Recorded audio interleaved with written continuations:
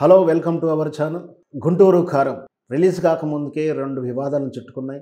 గతంలోనే మనం చెప్పుకున్నాం. ఒక వివాదం ఏంటంటే, ఆ కుర్చీ మడతబెట్టు అనే పాట ఒక ఫేమస్ అయిన డైలాగ్‌ని, బూతు డైలాగ్‌ని పాటగా సైగ రూపంలో డాన్స్‌లేయడాన్ని, అంత పెద్ద స్టార్ హీరో అంటే మహేష్ బాబు లాంటి క్రేజీ ఉన్న హీరో కూడా చౌకబారు డైలాగులతో పాట తీసుకురావడం ఏంటి, త్రివిక్రమ్ లాంటి మంచి పదునైనటువంటి పదాలు రాసేటువంటి త్రివిక్రమ్ శ్రీనివాసరావు సినిమాలో కూడా ఈ బూతు పదాలు అంటే ద్వంద్వార్థాలు ఇది అవసరమా?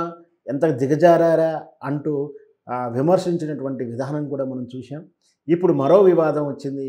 అది 'గుంటూరు కారం' చిత్రం ఒక నవల ఆధారంగా తెలుగులో మనకు తెలుసు గతంలో చాలా చిత్రాలు నవల ఆధారంగా వచ్చేవి.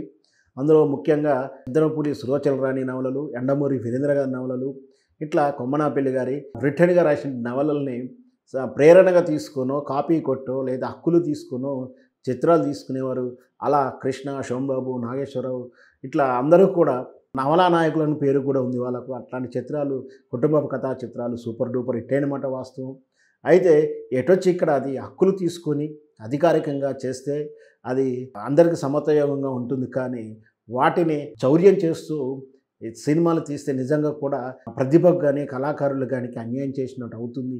అయితే ఈ 'గుంటూరు కారం' అనే చిత్రం ఎద్దనపూడి సులోచన గారు రాసినటువంటి 'కీర్తి కిరీటాలు' అనే నవల నుంచి కాపీ చేసినట్టుగా ఒక పోస్ట్ చేసిండ్రు హీరోయిన్, యాక్ట్రెస్ పూనం కౌర్ గారు. వాస్తవానికి త్రివిక్రమ్ శ్రీను గారిని గురూజీ అంటూనే బలమైన చురకలంటించింది. గురూజీకి ఏదైనా సాధ్యమే, కాపీ కొట్టుకోవడం సాధ్యమే, ఆ కాపీని తిప్పికొట్టి దాన్ని మభ్యపెట్టుకోగల నైపుణ్యం కూడా ఉంది. ఆయనకు అన్నీ సాధ్యమంటూ సెటైరికల్‌గా అవమానంగా అతన్ని ట్వీట్ చేసింది.